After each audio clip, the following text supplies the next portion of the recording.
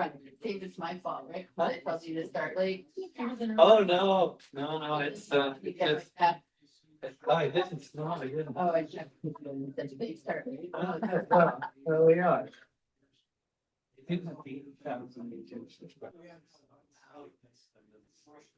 yeah.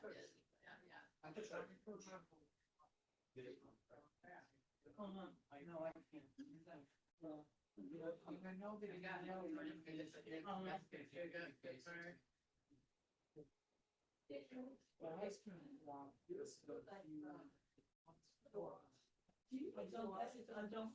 didn't follow him. Yeah. And I know that's how they follow the law.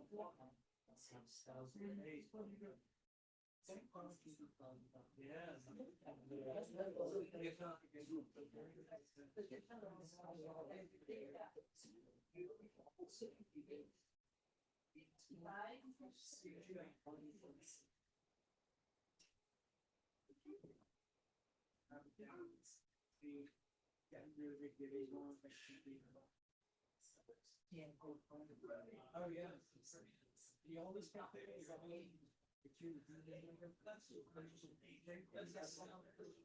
What a guy. Oh, yeah, we just had it on the surface. I did.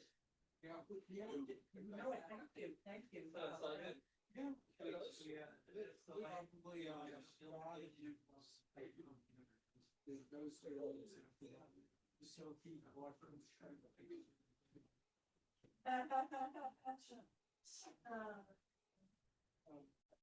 People in? Oh, it's just for those who see. I don't know. And a long line will be set up on live shows. But Jewish things do tend to start late. Good. Yeah.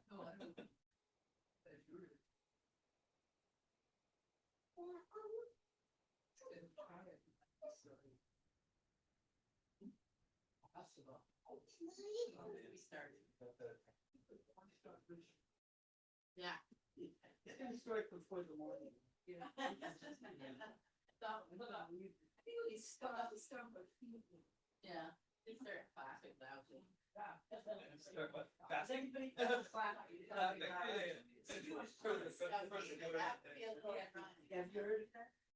Oh, no, well, Jewish people have a history of starting late. It's called, we call it Jewish time. Yeah. Yeah, they call it, oh, This is a church. Jewish time, Arab time, hippie time. Yeah. Exodus time. Yeah. Okay, so. I have a friend who is always late and she says.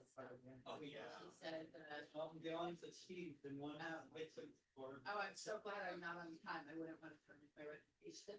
Yeah.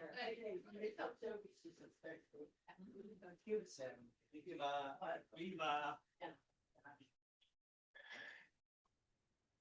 Hallelujah, the great storm is over. Lift up your wings and fly. Hi, everybody. That line is in my head because of Bob Franke. I don't know if you folks know, but you know that he passed just a couple of days ago, a pedestrian accident. And we remember Bob and we light a candle for Bob. Magnificent, huge force in the folk songwriting community. He and his wife had just moved to Guatemala to a lovely retirement home, and he got hit by a speeding motorcycle crossing the street. And that is the fourth pedestrian accident person in my life recently. One was Marsha Deal, who sang here many times, and one was my next door neighbor. And it hurts. But welcome to Community Church. And welcome to Community Church on No King's Day. And I saw my wife was down there. I was at the farmer's market selling El Salvador coffee and crafts, but she was down there and she showed me some amazing footage of the entire Boston Common just jam-packed with people. And it's a marvelous thing. Solidarity, people power. And welcome to all of you who are here in the room and those of you on the Zoom and on the YouTube. And we hope to deliver you a concert with good sound and good audio and good video as best we can with our limited elegance, grace, and style. We're trying to really elevate that slowly but surely. But what we know is the content of what we're about to present you is deep and rich and inspired and dark as should be on the topics of the day, and hopeful about life. And I'm just honored to have David and Kamala back here every time. What I always say is, and I don't say this about every performer that comes here, believe me, every time we hear they're coming to town, we drop everything and we host them because we want to hear them. And so it's just great. Thank you, David, and thank you, Kamala.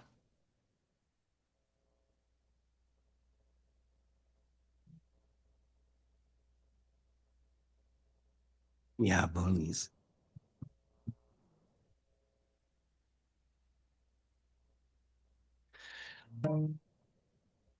Oh, it's wonderful to see you, and I'm not related to everybody in the audience, so that's good. As long as there's 2 or 3 people I'm not actually related to, then we can call it an official concert. We could call it a concert anyway. Yeah, that's right.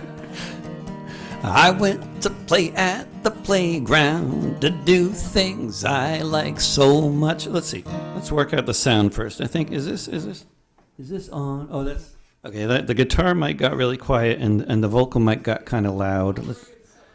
Let's see. Let's try to bring the vocals down. Is that one? How's that one? Say something. 1, 2. Oh, that one's good. This one 2, just got really loud though. Yeah. I'll bring the guitar up and let's see there. Maybe a little, yeah, let's try that. I went to play at the playground to do things I like so much. Run with my friends, play make-believe, swing on the swings and such. But this morning I went to the playground and bullies were guarding the swings. They knocked over the slide, dumped out the sandbox, took away all of our things. This playground is run by bullies, and they're all so big and mean. But this playground was made for all of us, and we're gonna change this scene.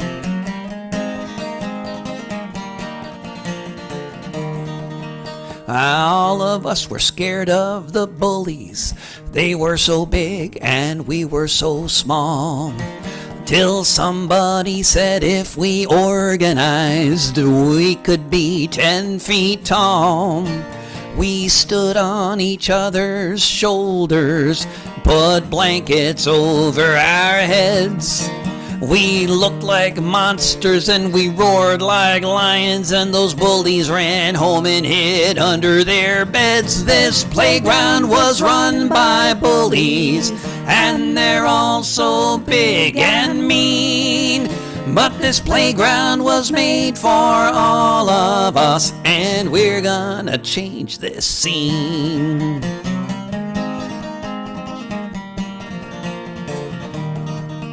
Well, we got that playground back, but then we looked across the street, saw the sewage plant belching out smoke, poisoning the ground under our feet. It's giving us all asthma, and the hour is getting late. So we marched across the way, and we blocked that factory gate. 'Cause this world is run by bullies, and they're all so big and mean. But this world was made for all of us, and we're gonna change this scene. This world is run by bullies, and they're all so big and mean. But this world was made for all of us, and we're gonna change this scene.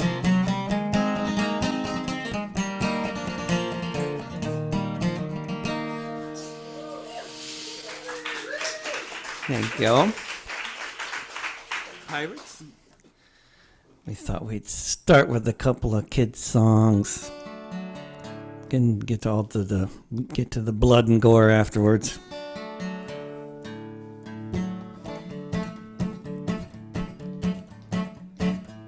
I walked outside one day and a man was standing there. He had a great big beard and lots of hair.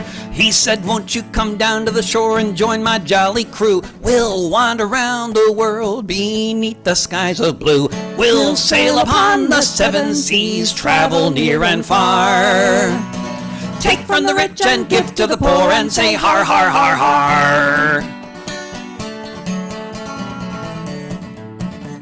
We'll go out on the ocean, and when the coast is clear, we'll eat birthday cake each day of the year. We'll land on a little island, then we'll form a choir, blow on whistles and kazoos, and dance around a fire. We'll sail upon the seven seas, travel near and far. Take from the rich and give to the poor, and say har, har, har, har. If we see the Navy, we will shout with pride. We are scary, hairy pirates, so you better run and hide. We'll stamp our feet upon the floor and our peg legs too. We'll take your stolen treasure, 'cause that's what pirates do. We'll sail upon the seven seas, travel near and far. Take from the rich and give to the poor and say har, har, har, har. We'll sail upon the seven seas, travel near and far. Take from the rich and give to the poor and say har, har, har, har.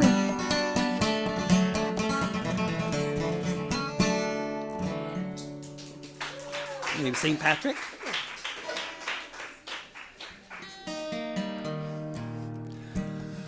All right, well, here's another sing-along anyway. My name is John Riley. I'll have your ear only a while. I left my dear home in Ireland. It was death, starvation, or exile. When I got to America, it was my duty to go. Entered the army and slog across Texas to join in the war against Mexico. And it was there in the pueblos and hillsides that I saw the mistake I had made. Part of a conquering army with the morals of a bayonet blade. And there amidst all these poor dying Catholics, screaming children, the burning stench of it all, myself and 200 Irishmen decided to rise to the call. From Dublin City to San Diego, we witnessed freedom denied, so we formed the St. Patrick Battalion, and we fought on the Mexican side. We formed the St. Patrick Battalion, and we fought on the Mexican side. Lovely. We marched 'neath the green flag of St. Patrick, emblazoned with Erin gold bra. Bright with the harp and the shamrock, and Libertad Padre Republica. Just 50 years after Wolftown, 5,000 miles away, the Yanks called us a legion of strangers, and they can talk as they may. But from Dublin City to San Diego, we witnessed freedom denied, so we formed the St. Patrick Battalion, and we fought on the Mexican side. We formed the St. Patrick Battalion, and we fought on the Mexican side. We fought them in 5 major battles. Churubusco was the last. Overwhelmed by the cannons from Boston, we fell after each mortar blast. Most of us died on that hillside at the service of the Mexican state. So far from our occupied homeland, we were heroes and victims of fate. From Dublin City to San Diego, we witnessed freedom denied, so we formed the St. Patrick Battalion, and we fought on the Mexican side. From Dublin City to San Diego, We witnessed freedom denied, so we formed the St. Patrick Battalion, and we fought on the Mexican side. We formed the St. Patrick Battalion, and we fought on the Mexican side. Lovely. Deport the billionaire?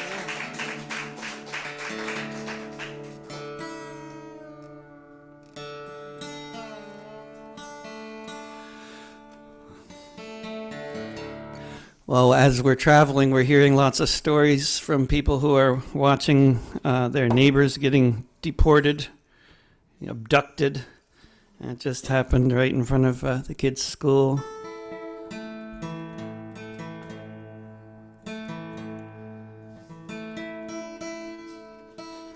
But there's other people we'd really like to see get deported. Aside from our neighbors, I guess they might be somebody's neighbors, but mostly not. They don't really have neighbors once they get to that level that I'd want to deport them. You say they're criminals, our neighbors who came to raise their families, clean houses, drive trucks, and work in factories. You round them up and take them off in military planes, carrying out your solemn vow back from where they came. But why is it always the poorest of the poor are the ones upon whom we're declaring war? And what if we took back what was never really theirs? Nationalize the banks and deport the billionaires.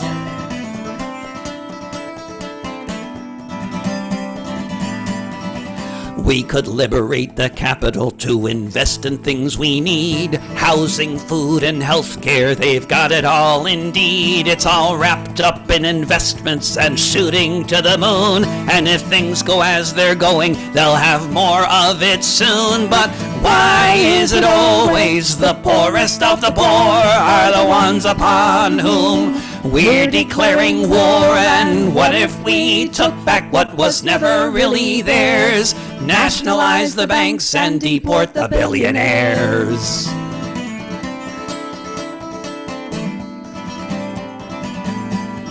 You say you'll fix the rising prices that are making us all frown. If they deport our neighbors, maybe rents go down. But I've done the math and scientists agree. If we nationalize those billions, we can all live here rent-free. Why is it always the poorest of the poor are the ones upon whom we're declaring war? And what if we took back what was never really theirs? Nationalize the banks and deport the billionaires. Nationalize the banks and deport the billionaires. Nationalize the banks and deport the billionaires.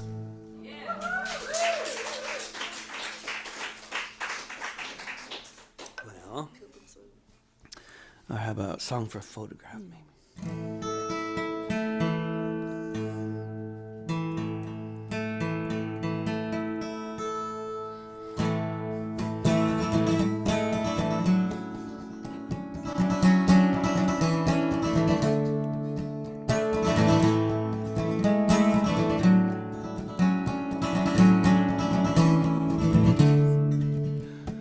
There's a certain moment, if you're lucky enough, when you might so viscerally understand so hard how all of us are all members of the human family.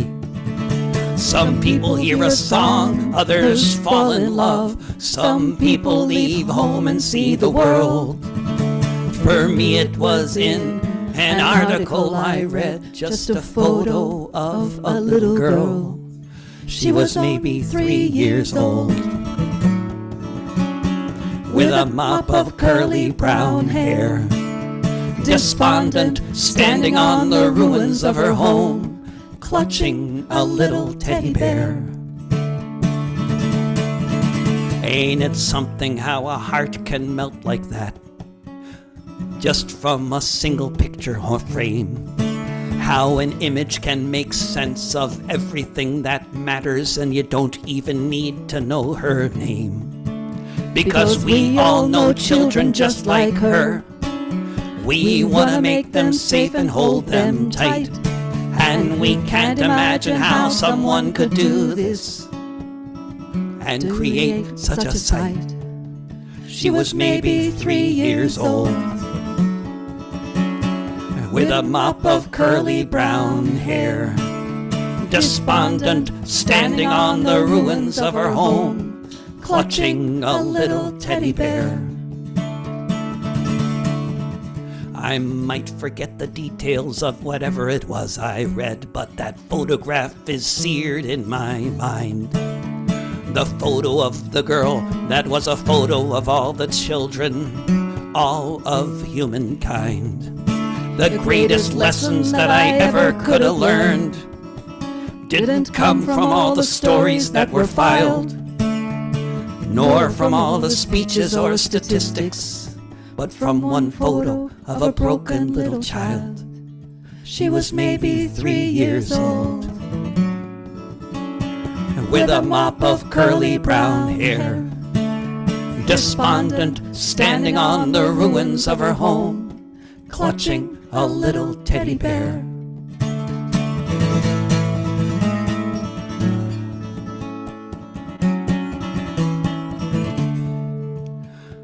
There's a certain moment, if you're lucky enough, when you might so viscerally understand so hard how all of us are all members of the human family.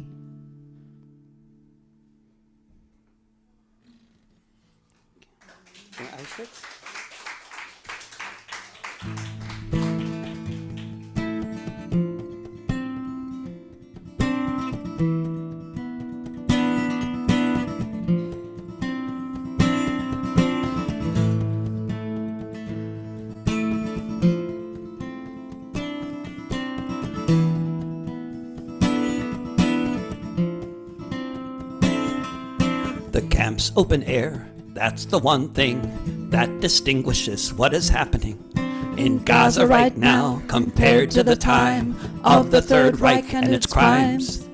Against any decency, against any sanity, against all the children, against all humanity.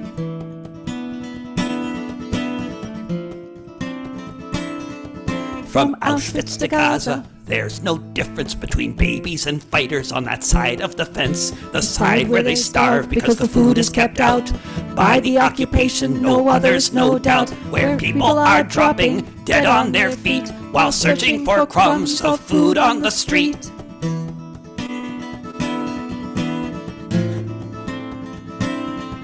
From Auschwitz to Gaza, all night and all day, all the people inside just wasting away. Everyone waiting for death to arrive, shot or starved or burned alive, where each passing moment is punctured by groans of a million children as thin as their bones.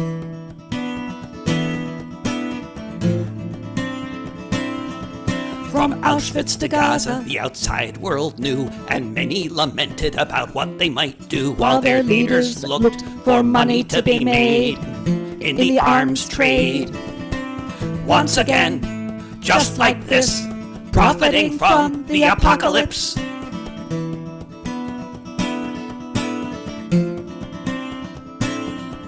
From Auschwitz to Gaza, the stages of starvation are exactly the same under occupation. First the fat goes, then all the rest, the muscle, the marrow, the milk in the breasts of all nursing mothers as in front of their eyes, their babies cry their last little cries.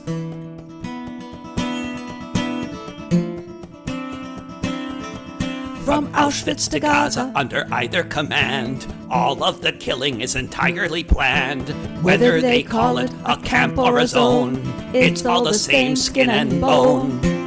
Whether they say work makes you free or humanitarian city.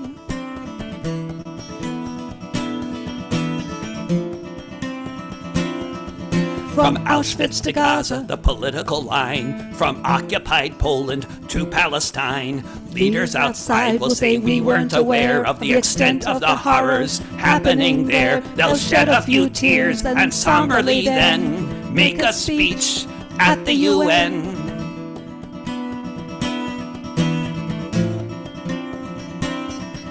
From Auschwitz to Gaza, all over the place, the lies of the leaders who seek to save face, who say we would have acted if only we knew all that they claimed they really would do, and no one will believe at the time when some foolish person says never again.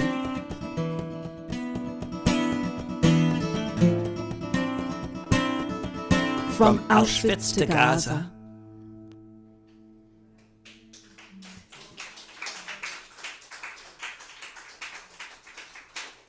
I'm a better anarchist. Well, this is a song that I wrote about, well, certain holier-than-thou sectarian know-it-all leftists that I know. And I might be one, and I definitely used to be one, and I might still be one. It's all a matter of your perspective. But other people are even more. Other people are much worse than me. And I wrote a song about them after getting really tired of it 20 years ago, before Twitter existed. It's hard to remember. Too many traumatic experiences ago. I don't drive a car because they run on gas, but if I did, it'd run on biomass. I ride a bike, or sometimes a skateboard, so piss off all you drivers and your yuppie hordes sitting all day in the traffic queues. I'm a better anarchist than you. I don't eat meat, I just live on moldy chives or the donuts that I found in last week's dumpster dives. Look at you people in that restaurant, I think you are so sad when you could have been eating bagels like the ones that I just had. I think it is a shame, all the bourgeois things you do. I'm a better anarchist than you. I don't wear leather, and I like my clothes in black, and I made a really cool hammock from a moldy coffee sack. I like to hop on freight trains, I think that is so cool. It's so much funner doing this than being stuck in school. I can't believe you're wearing those brand new shiny shoes. I'm a better anarchist than you. I don't have sex, and there will be no sequel because heterosexual relationships are inherently unequal. I'll just keep on moshing to anti-flag and crafts until there are no differences in gender, race, or class. All you brainwashed breeders, you just haven't got a clue. I'm a better anarchist than you. I don't believe in leaders, I think consensus is the key. I don't believe in stupid notions like representative democracy. Whether or not it works, I know it is the case that only direct action can save the human race. So when I see you in your voting booth, then I know it's true. I'm a better anarchist than you. I am not a pacifist, I like throwing bricks, and when the cops have caught me and I've taken a few licks, I always feel lucky if I get a bloody nose, because I feel so militant and everybody knows. By the time the riot is all through, I'm a better anarchist than you. I'm a better anarchist than you. How about Aaron Bushnell? Song, yeah. Well, we can never let an evening go by playing at the community church without doing a song for the gentleman about whom this lovely poster was made that they display so prominently in this wonderful institution.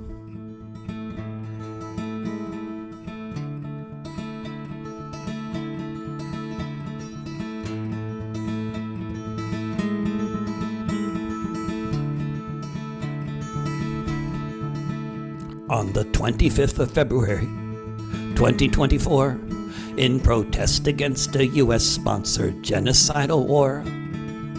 As bombs were falling and exploding all around, burning up the bodies of the children on the ground, huddling in tents and just waiting to die, this young man could no longer stand to hear the cries.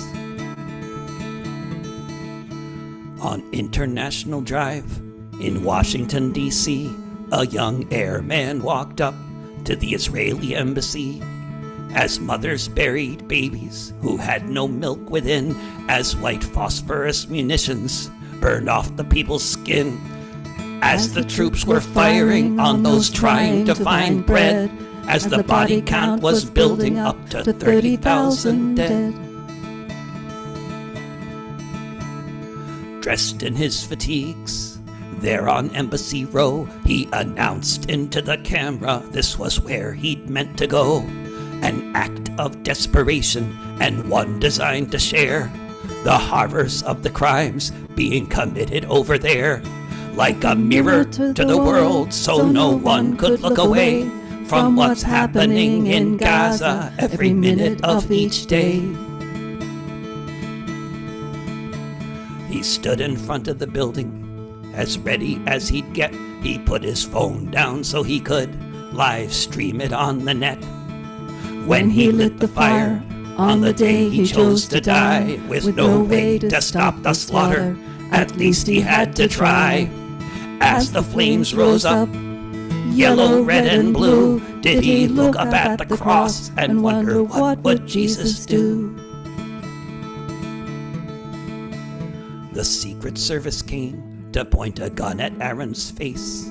The airman didn't move, he just stood in place. He'd come to make a spectacle, that was understood. If he couldn't stop the war, he'd do what he could.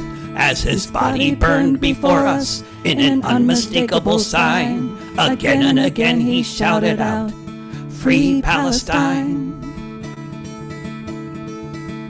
On the 25th of February, 2024,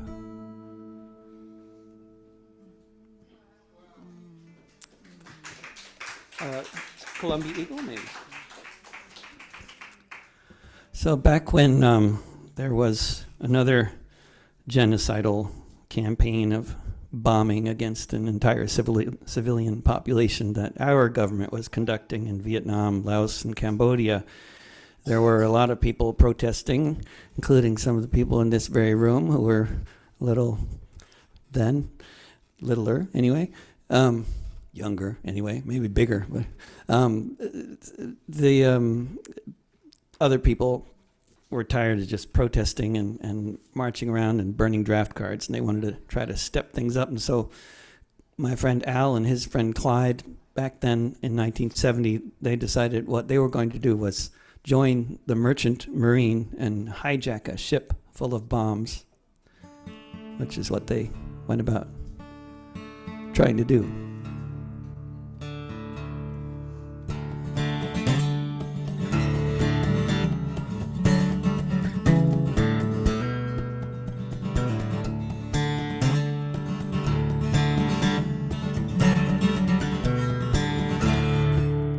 Gather round, I'll tell a story about a man I know, what he did across the ocean half a century ago. Death was raining from the skies all over Vietnam. Al and Clyde decided they had to try to stop the bombs. These two young men signed up to join the merchant marine, horrified by what they heard along with what they'd seen. They began to have discussions, they found a common goal. They joined the crew of the Columbia Eagle, and then they'd take control. The ship was full of napalm, heading across the sea to be loaded on the planes and be dropped upon the country to burn the skin off people beneath it. At the time, they vowed to break the law to prevent a greater crime. They thought they'd spend their lives in prison, or more likely they would die. But Clyde and Al agreed that at least they had to try to sail to Cambodia with all the napalm as well, where it might remain forever, the bombs that never fell.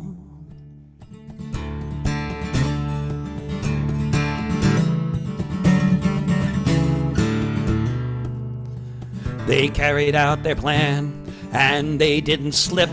Just 2 guns between them, but soon they ran the ship. They brought it to neutral waters by seeing Nookville, that these bombs might never be sent to maim and kill. But that's not how it ended. The next thing that they knew, Sihanouk was overthrown. There was a military coup. Clyde McKay died in the jungle with so many of his peers. In a California prison, Al Gladkowski spent 8 years. The ship was not off course by much more than a bit. The future of the Folly, perhaps they didn't change it. But while the blood was flowing and most people spent their days maybe marching in the streets or just joining the rat race, there are those among us who can say they really tried, who did everything they possibly could to stop the fratricide. If you see a big white beard on the Central Eastern shore, he might be a mutineer who tried to stop the war.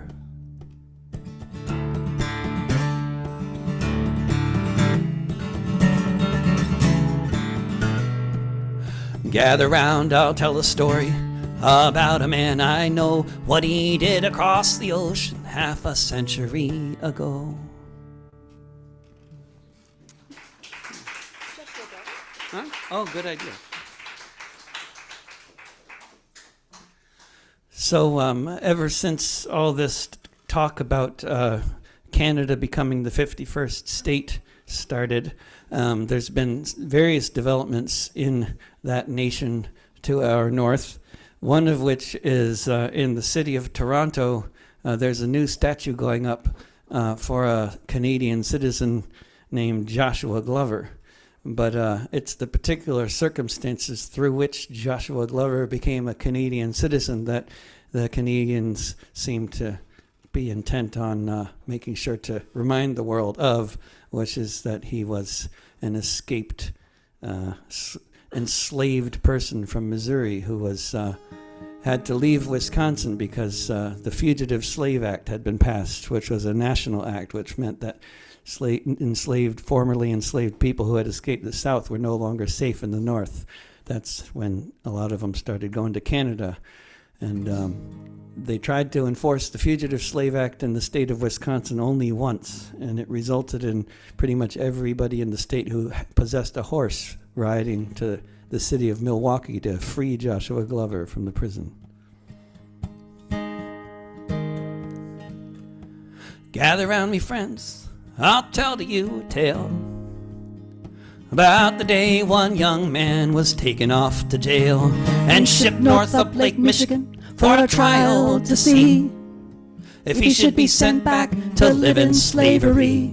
A life of bondage was what Joshua had seen, but then he left Missouri and moved to Racine, where he worked in a sawmill by the lake shore in Wisconsin in 1854.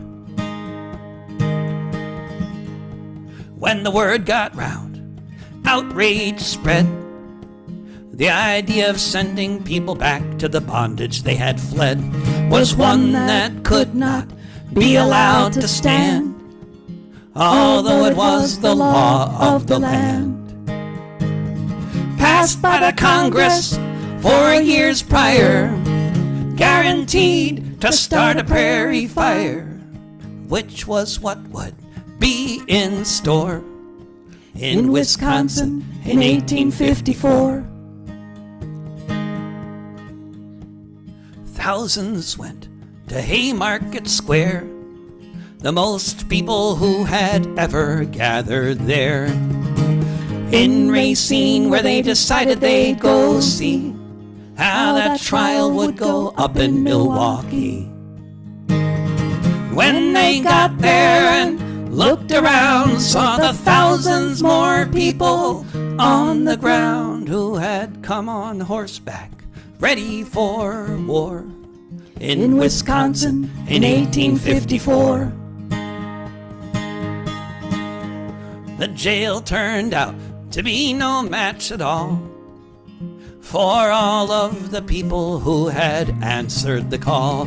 They laid siege to the place till they'd gotten their man. Then together the thousands they ran. Away from the cops and then onward forth. The Underground Railroad brought him north, so Joshua Glover would be a slave nevermore. In Wisconsin in 1854.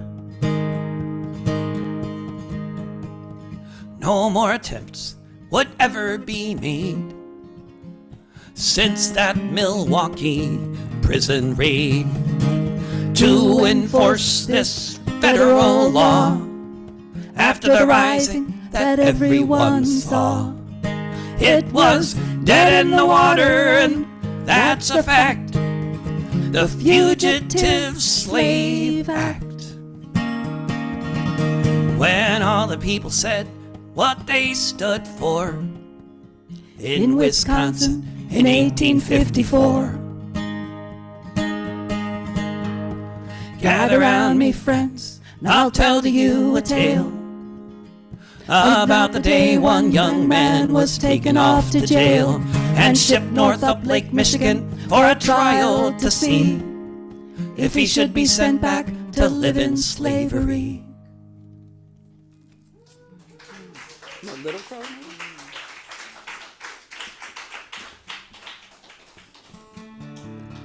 History is so full of examples of people behaving with such selfless solidarity to defend their fellow humans, and history is also so full of examples of people behaving with such horrific genocidal cruelty against their fellow human beings. And this country's history is full of those examples, both of those examples. Oftentimes, it's the same population in the same region who's committing both sorts of acts, but not, it's not always exactly the same. There's differences, certain differences, that happen that change everything, And of course, you had all those abolitionists in Wisconsin in the 1850s, and then just a few years later in the state of Minnesota, you had an uprising of starving indigenous people who then were slaughtered with the most wanton brutality that you could imagine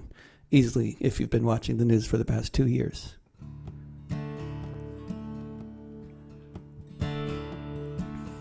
He heard that they were on their way when the settlers came. Little Crow knew nothing now would ever be the same. The treaties he agreed to, signed under duress, he watched as the land of the Indians was less and less and less. His people were left with a patch only 20 miles wide, a little bit of land by the Mississippi riverside, a little bit of land with a very uncertain fate once this place called Minnesota became a state. Little Crow went all the way to Washington, D.C., where he appealed his people's case to the highest authority. Then they took away half the land allotted for his kin, and then even that little patch saw more settlers moving in. Little Crow watched them hunting and logging all the trees. He watched his people growing hungry. He watched his children freeze when the meager crops failed. He went in search of aid from the Indian agents who had grown rich from the money that they made. What should have fed the people lined their pockets instead. Lincoln sent an investigator, and that's just what he said. The standard was corruption, treaties made to be broken, along with comforting words duplicitously spoken. Little Crow told his people, words bitter on his tongue. The agent had said his people could eat grass and their own dung. Peaceful coexistence could clearly last no more. He gathered up an army and set out to go to war. His warriors raided the state stores of food that should have been theirs. They took guns and ammunition, put soldiers in their crosshairs. They won one battle after another, drove all the settlers out until divisions heading south were given a new route. Little Crow's uprising was finally suppressed, and the Indians of Minnesota were sent far off to the west. Whether part of the uprising, to the authorities it didn't matter, and they died of famine and disease. Little Crow was killed picking berries with his son, shot down by a settler out hunting with his shotgun. For handing in his scalp, the hunter made a dandy sum, and his bones were displayed in a museum. Little Crow was a leader, and it seems to me he made decisions when every option was impossibility. He had the choice to starve and die on what was left of the land, but he decided it was time to make a stand. He heard that they were on their way, and when the settlers came, Little Crow knew that nothing now would ever be the same. How about the White House?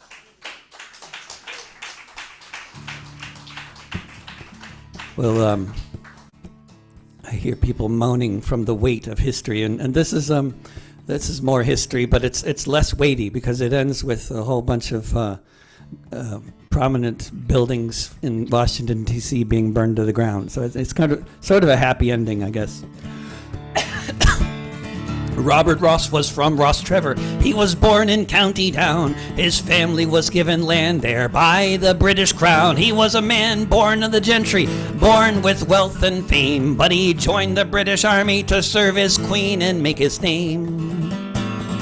In the Napoleonic Wars, he fought in many lands, in Holland and in Spain and the far-off Egyptian sands. He was wounded there in battle, came back to fight another day, and he was sent off to attack the USA. York had been sacked and burned by invading Yankee men, but the Canadians regrouped, chased the Yankees home, and then the British Navy made its way to the shores of D.C. town, where General Ross burned the White House down. The year was 1814. The U.S. was in retreat. It was a Canadian victory, an American defeat.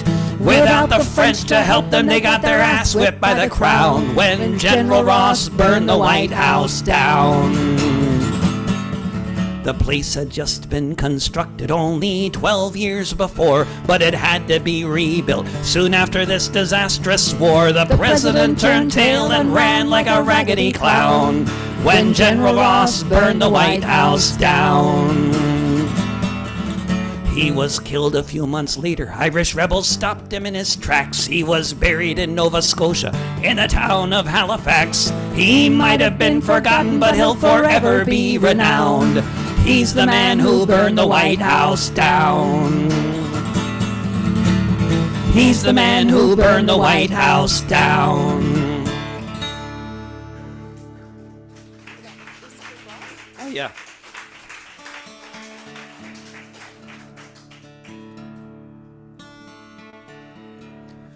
I think we're just going to do one long set rather than two short ones, unless there's any opposition. We'll go to like the bottom of the hour. If anybody has to flee before then, it's okay. It's okay. But we know that other things need to happen. Sleep.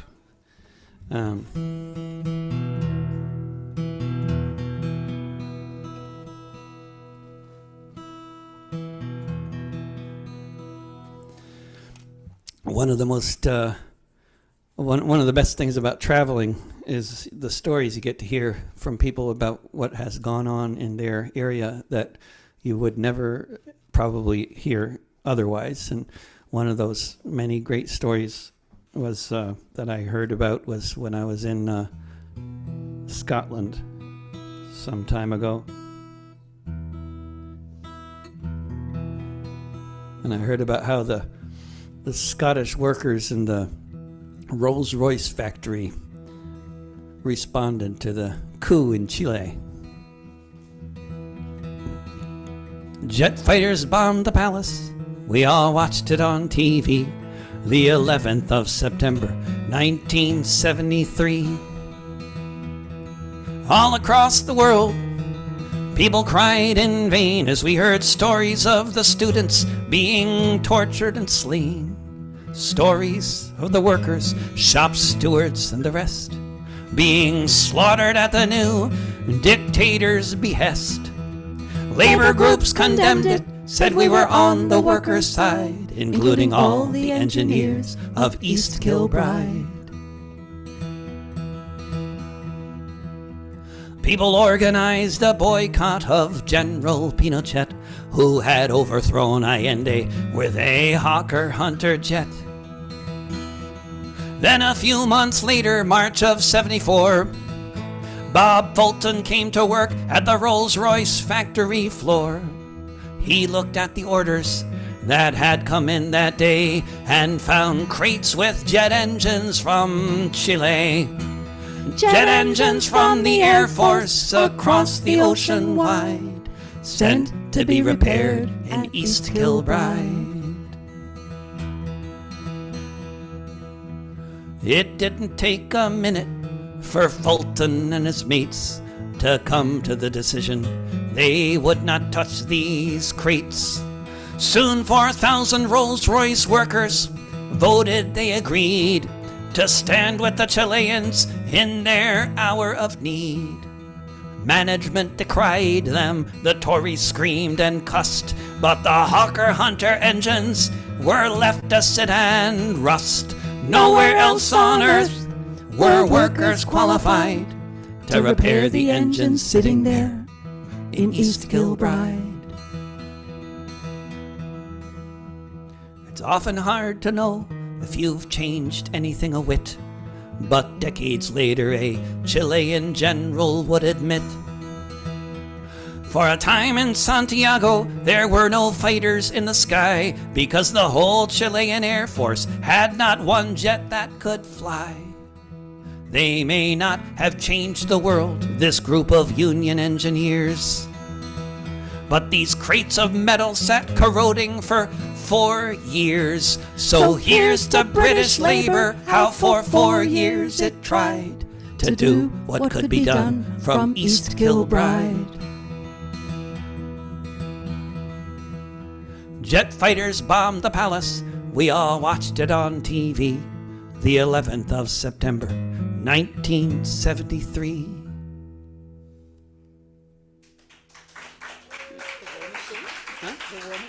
Oh, good idea.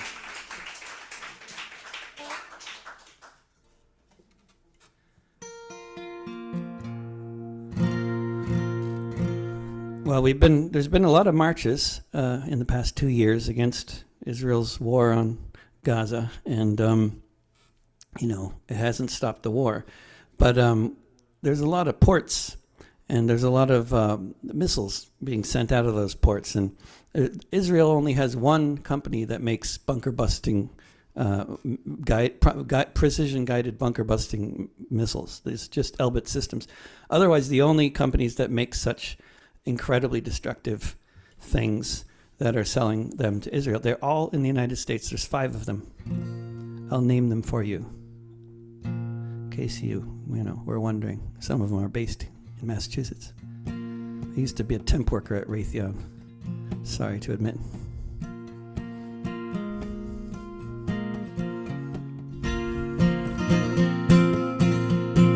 Boeing, Honeywell, make the war material. Lockheed Martin, Raytheon, it's the way they mow the lawn. The last one to add to the mix, that's General Dynamics.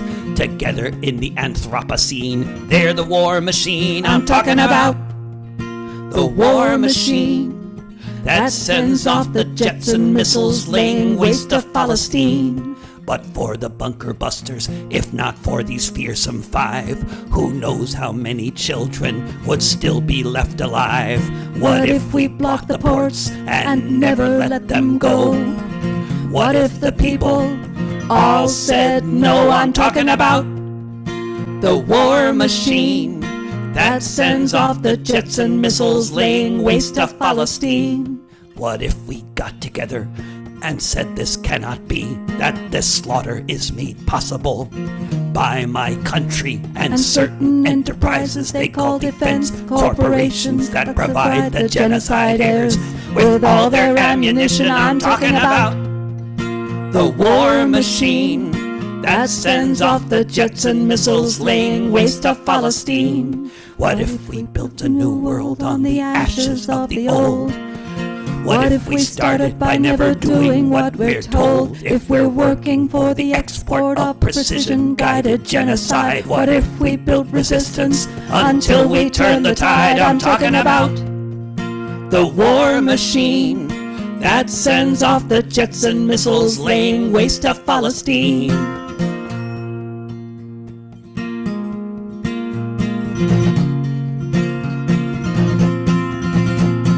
Boeing, Honeywell, make the war material. Lockheed Martin, Raytheon, it's the way they mow the lawn. The last one to add to the mix, that's General Dynamics. Together in the Anthropocene, they're the war machine.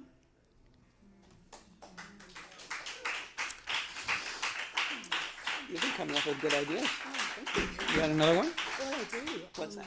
It's, I was thinking of it before though, so you come up with something. Oh, yeah. Okay. Now I have to come up with an idea? Yeah. Kamala has been building this whole set list one at a time, and it's all been really good. And now I have to think of something. Oh, yeah. Oh, and we're right. Oh, you got it. We're right up there. So even in the right part of the notebook cheat sheet we've got here.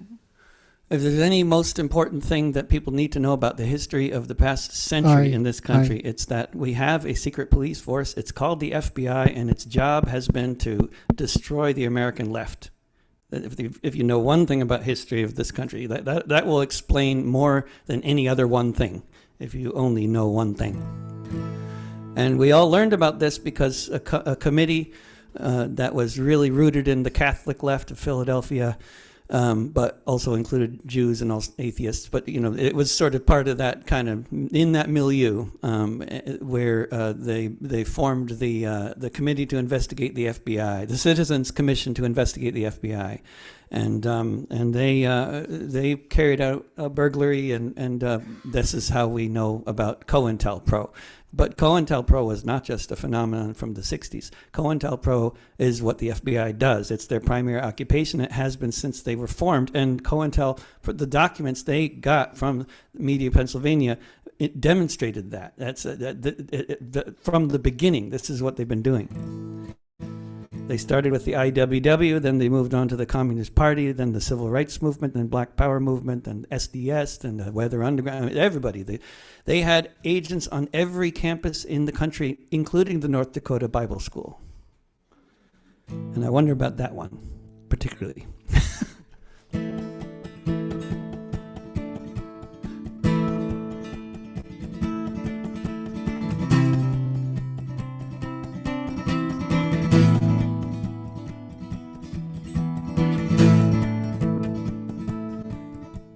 U.S. war on Vietnam was about a decade on, with millions of lives already gone. At home the war was on descent. In practical form, what that meant was billy clubs and prison time. But beyond that, feeling of a microphone under every hat, the sense of being watched, not knowing who to trust. Some folks in Philadelphia decided that they must get to the bottom of it, and to find out why they formed the Citizens Commission to investigate the FBI. They were tired of the secrecy, the men who hide in vans with headphones sitting inside. Tired of the paranoia that seemed so on the rise. Professor Davidon was intent on removing the disguise. He brought a group together, and they began to learn the skills that would be needed to carry out a plan to commit a burglary. See what's in those drawers if they liberate all the folders filed on that floor. In the town of Media, they'd risk everything to try the Citizens Commission to investigate the FBI. Forsyth became a locksmith as good as anyone. The burglars carried out their plan as it had been spun. Joe Frazier and Muhammad Ali were having their big fight. Hundreds of millions of people were watching that night, including anyone who might have noticed what was going down in that sleepy little town. They made off with the files and they got away. Went off to the countryside to see what they might say. They started reading at the farm beneath the Pennsylvania sky. The Citizens Commission to investigate the FBI.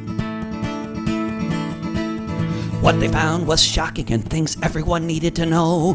This was when the world first learned of COINTELPRO, that the FBI had agents on every campus in the country. A system of informants so very like the Stasi. A police state on a mission to undermine and neutralize, to create fear and paranoia by spreading rumors and lies. They had 1,000 files with stories of the way the dirty tricks campaigns across the USA, the assassinations carried out by the American spy, the Citizens Commission to investigate the FBI. The burglars uncovered a story so old none of them were alive when it began to be told. Since the FBI was formed, right up until now, the documents documented exactly how the secret police carry out their secret deeds, with distracting and destroying their tactics and their creed. The tip of the iceberg was all they really got, unlike the millions and millions of files which have not ever seen the light of day, except by and by the Citizens Commission to investigate the FBI.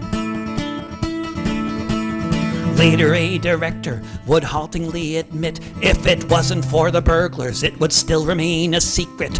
What they won't acknowledge, though, is the fact, regardless of how the spy leaders react, according to the rules of their nefarious game, all they did was change the name. And if you're wondering where the agents are in the modern day, just log on to social media and see what they say. If someone's leading a smear campaign, we just might know why, because of the Citizens Commission to investigate the FBI.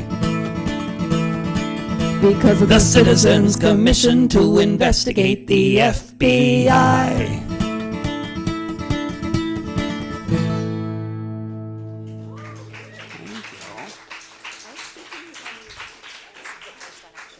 David, from back here, can I tell folks about an amazing event that deals with radical Catholics? It's on November 30th, and it's a guy named Brendan Hughes, and he's talking about the Paulus Center, which is about 4 blocks away from here, and the whole idea about breaking into FBI and draft boards. And he wrote a podcast about it. It's called Divine Intervention. And this is going to be like a homecoming of all these old rads coming back here to remember breaking into draft board offices. The Camden 28. The Camden 28, that's an even more interesting story worthy of a song. Which he was also involved with as a testifying priest, right? Yes. It's all in the book, The Burglary, which I November highly 30th. Come in. It November promises 30th. to be a really wonderful program, along with all the other programs we do here every Sunday. Thank you. Sorry about intervening like that. Oh, no, that's a wonderful intervention. I like those interventions. Maybe if it's on. We got 2 more for you guys before you turn into pumpkins. Some are already pumpkins.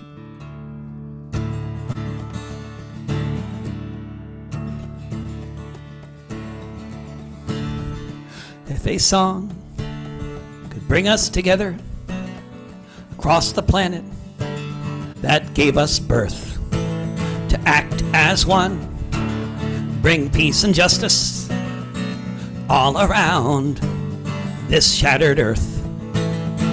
If a song could take down borders, take down fences, make them fall, liberate all those imprisoned, kept behind the ghetto walls. If a song could stop the bombs, so the next might be the last. If a song could change the future, so it won't be like the past. If a song could be a missile fired from the Iron Dome, if it could protect the children, keep them safe within their homes. If a song could raise an army and transport it on command, take us all to Palestine to defend the Holy Land. If a song could be concrete and put to use to rebuild, if it might turn back the clock, bring back all the babies killed. If a song could be a blueprint, instructions to show us how. If a song could change the world, then let us sing it now.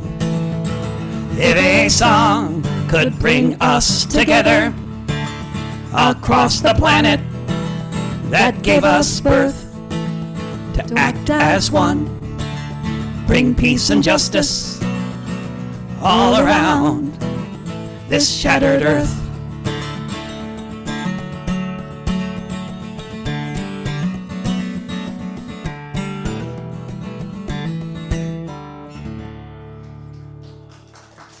They all sang? About what? Oh, yeah. Yeah. Yeah, and we're going to do one more, and before we'll make our commercial announcement for the evening, being, as you know, you American citizens among us might not realize that if you ever leave the country, you lose your passport if you don't make a commercial announcement, at least on a daily basis. It's really expected by the embassy, and they'll start sending you text messages. But we have CDs, and all this music is available online for free. And if you want to support our efforts to tour and sing and record and all that sort of stuff, I'm on Patreon and Substack. You can find support the arts there, and there's QR codes back there for all those things if you like QR codes. Websites for other people, and if you don't like QR codes or websites, you're just out of luck, basically. You go back to the 20th century. And if you know anybody in Manhattan, Brooklyn, Long Island, Great Barrington, Amherst, Plainfield, Vermont, or Bethel, Vermont, we will ostensibly be in all those places in the very near future. And it's all at davidrovics.com/tour. And all you YouTube subscribers who may or may not be tuned in, some of you know people in the Northeast too, even though you may or may not live here. If you think hard enough, everybody knows somebody in New York City. I think that's my theory about New York. They may or may not still live there, though. That's the thing. They probably left if they were artists. This is a song about my friend Katarina Jakob's grandmother, whose name was Katarina Jakob. Katarina Jakob, long before she took that name, was organizing workers in Hamburg just the same. Organizing beneath the flag of deepest red, a new dawn of peace and freedom clearly shining in her head. Katarina Jakob first was sent to jail when the trappings of democracy all began to fail. She was frequently arrested, in and out of custody, while her first husband was in hiding from the Nazis. Katarina Jakob was acquitted of a crime, but the Gestapo had the last word. They weren't finished with her this time. She was sent to Ravensbrück, a killing hunger at her side. She heard of the execution, how her second husband died. For Katerina Jakob, the end was close at hand. She was on a death march with a ragged, starving band, marching through a forest, being led by the SS. What would happen hours later seemed impossible to guess. When the sun rose the next morning, it was the 1st of May, and they all sang the Internationale.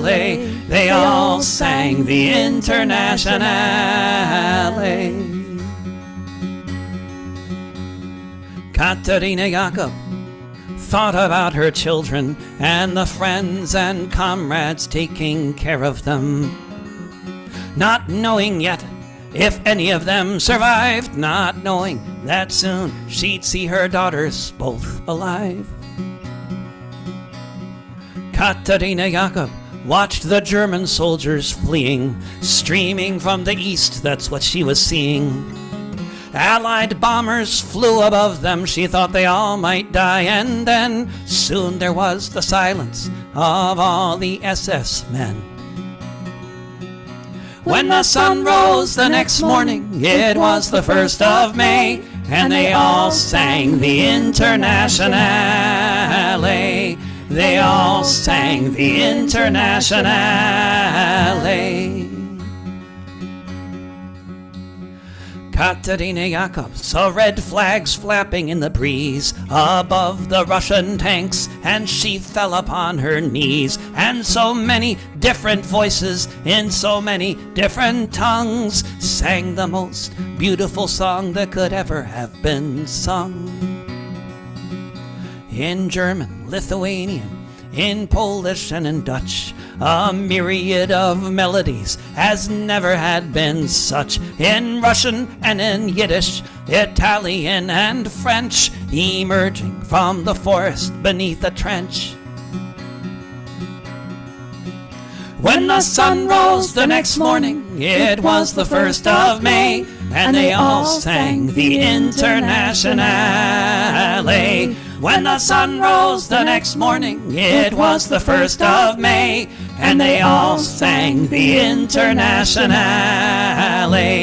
They all sang the Internationale. Völker hört die Signale auf zum letzten Gefecht. Die Internationale erkämpft das Menschenrecht. Völker hört die Signale auf zum letzten Gefecht. Die Internationale erkämpft das Menschenrecht.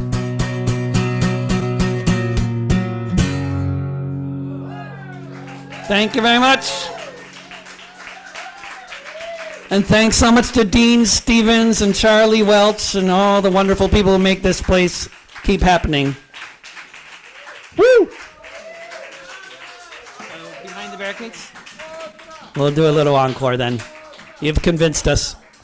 When the world has gone crazy and it's all becoming clear, when they're gunning down our comrades and it seems the end is near, as they're loading up the launchers for the tear gas grenades, we can take off our bandanas and kiss behind the barricades. When it's madness all around, and you can see this at a glance, we will sing and we will cry, we will laugh and we will dance. As they shout their marching orders beneath the helicopter blades, we shall seize the moment for a kiss behind the barricades. They will try to break our spirit, and at times they may succeed, but our love for the world is stronger than their greed. When the building is surrounded and hope begins to fade, in my final hour, a kiss behind the barricades. As the movement grows There will be hills and bends, but at the center of the struggle are your lovers and your friends. And the more we hold each other up, the less we can be swayed. Here's to love and solidarity and a kiss behind the barricades. Thank you.